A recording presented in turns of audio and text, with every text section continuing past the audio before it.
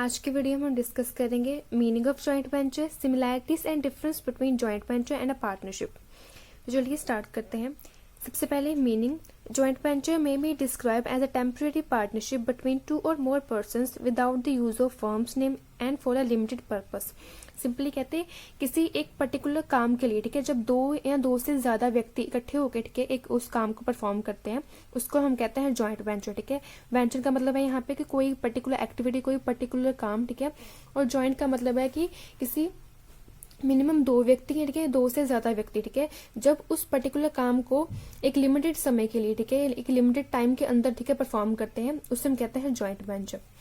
इन other word, joint venture two और more persons agree to undertake a particular venture, कि दो या दो से ज्यादा व्यक्ति एक पर्टिकुलर काम करने के लिए, ठीक है, एग्री होते हैं। उसी के साथ ही कहते हैं उस काम को करने के बाद जो भी उसका प्रॉफिट लॉस आता है, ठीक है, उसको एक एग्रीड रेशियो में शेयर करने के लिए भी एग्री होते हैं। And it is similar to partnership.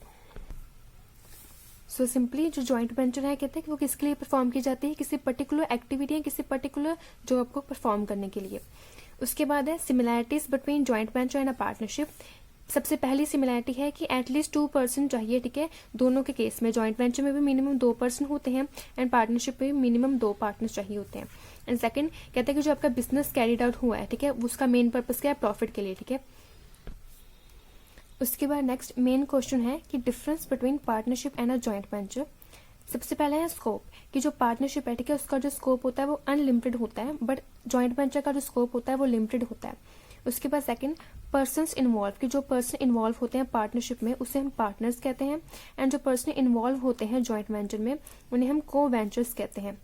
Next जो assessment of profit and loss की, जो आपकी असेसमेंट होती है प्रॉफिट एंड लॉस की, वो किस टाइम पे होती है, तो ये जनरली होती है कि आपके एक पीरियोडिक बेस पे होती है, जैसे कि 1 साल बाद, ठीक है, 6 महीने बाद, तो ये कहते हैं एक सिस्टम बेस होता है यहाँ पे।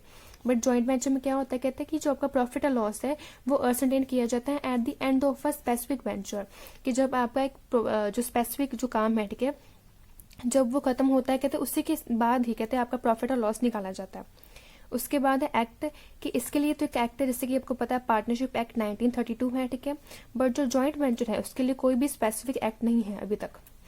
उसके बाद नेक्स्ट पॉइंट है डॉक्ट्रिन ऑफ इम्प्लाइड अथॉरिटी, कि जो इम्प्लाइड अथॉरिटी है, कहते हैं वो किस पे इम्प्लाइड होती है, कहते हैं पार्टनरशिप के केस में फुल्ली एप्लीकेबल है, ठीक है, पार्टनर्स के ऊपर, बट जो जॉइंट वेंचर है, ठीक है, उसमें जो इम्प्लाइड अथॉरिटी है, कहते हैं वो एप्लीकेबल नहीं है जॉइंट वेंचर्स या को वेंचर्स के ऊपर।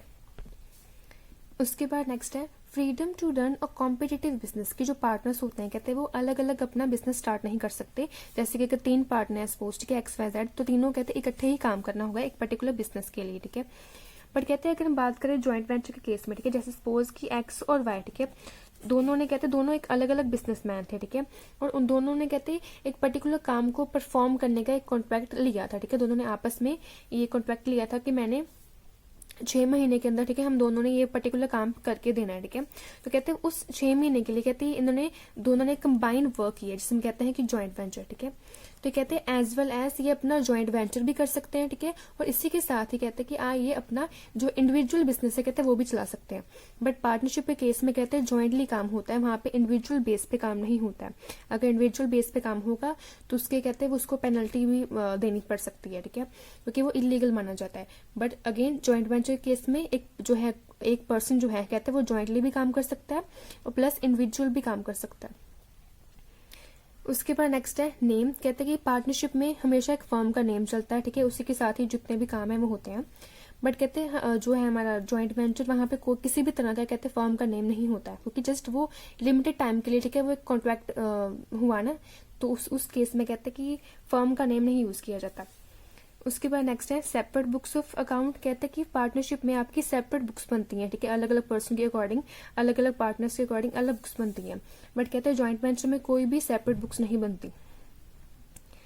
उसके बाद नेक्स्ट है माइनर, की माइनर, कहते हैं एडमिट हो सकता है कि नहीं। पार्टनरशिप के केस में, कहते हैं माइनर जो है वो एडमिट हो सकता है, बट कहते हैं जो है जॉइंट वेंचर, कहते हैं उस केस में माइनर को एडमिट नहीं किया जाता।